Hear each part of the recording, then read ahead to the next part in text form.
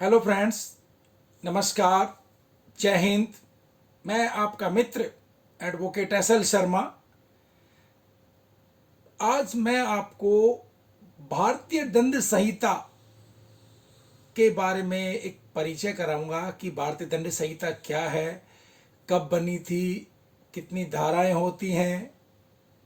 और यह मैं सब आपको, हमारे जो सब्सक्राइबर हैं, इनके फ़ोन कॉल्स मेरे पास आते हैं, मेल्स आती हैं कि सर आप हमें भारतीय दंड संहिता के बारे में एक सामान्य परिचय हर धारा के बारे में बताइए। तो दोस्तों, मैं एक सीरीज़ बनाने जा रहा हूँ।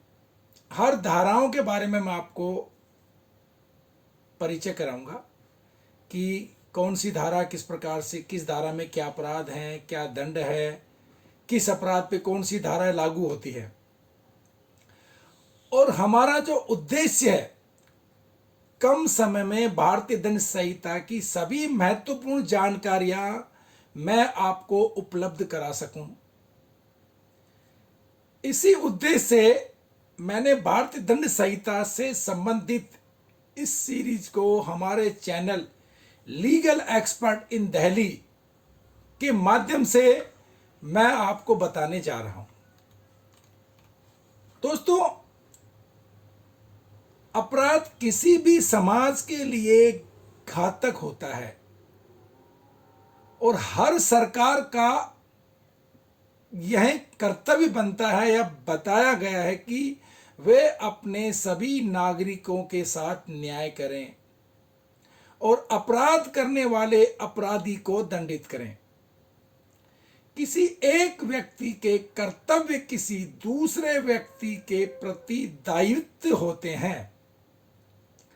हमारे समाज के प्रत्येक व्यक्ति का यह कर्तव्य बनता है कि उनका कोई भी कार्य किसी दूसरे व्यक्ति के अधिकारों का हनन नहीं करें। जैसा कि भय मुक्त समाज में जीना एक व्यक्ति का अधिकार है, तो उस दूसरे व्यक्ति का यह कर्तव्य बनता है कि वह दूसरा व्यक्ति पहले व्यक्ति को किसी भी प्रकार से व्यथित न करे जिससे उसके भयमुक्त समाज में जीने के अधिकार का अतिक्रमण होता हो। कानून की नजरों में कोई भी अपराध के लिए अधिक या कम दंड न हो सके।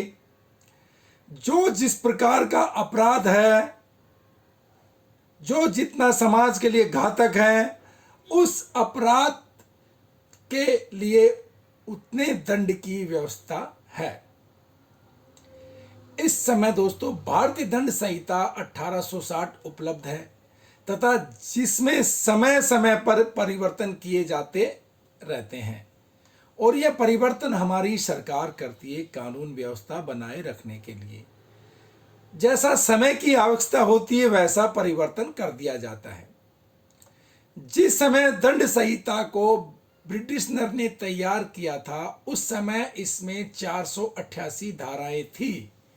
समय के अनुसार इसमें धाराएं बढ़ती चली गई तथा जहां पर धाराएं कम करने का समय आया वहां पर इन धाराओं को निरसित भी किया गया।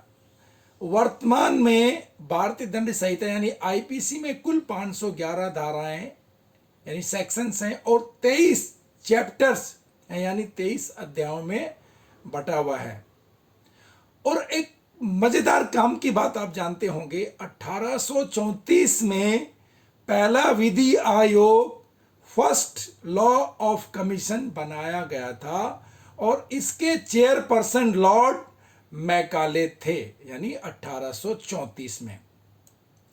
दोस्तों, मैं अब आपको परिचय देने जा रहा हूं धारा 1 जो भारतीय दंड संहिता के नाम और उसके प्रवर्तन के विस्तार के बारे में यह बताई गई है। यह अधिनियम भारतीय दंड संहिता कहलाएगा धारा 1 और इसका विस्तार जम्मू कश्मीर राज्य सहित संपूर्ण भारत पर होगा।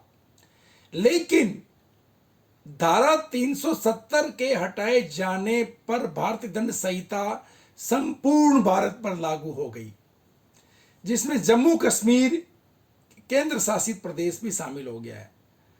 संविधान के अनुसूची 5 के तहत 109 कानून अब जम्मू कश्मीर पर भी लागू हो गए हैं, जिसमें भारतीय दंड संहिता के साथ हिंदू विवाह अधिनियम और भी कानून। दोस्तों, आज जो मैंने आपको बताया ये धारा 1 के बारे में है, जो कहाँ लागू है और किस प्रकार से लागू है। इसी प्रकार मैं आपको हर धारा के बारे में नंबर वाइज विस्तार से बताता रहूँगा। अगर आपको कुछ कमेंट्स करना हो या कुछ जानकारी लेना हो या कुछ जिज्ञासा हो तो आप हमें मेल कर सकते हैं, कॉल कर सकते हैं, व्हाट्सअप कर सकते हैं। अगेन दोस्तों, हमारे legal expert in YouTube Delhi की तरफ से आपको जय हिंद।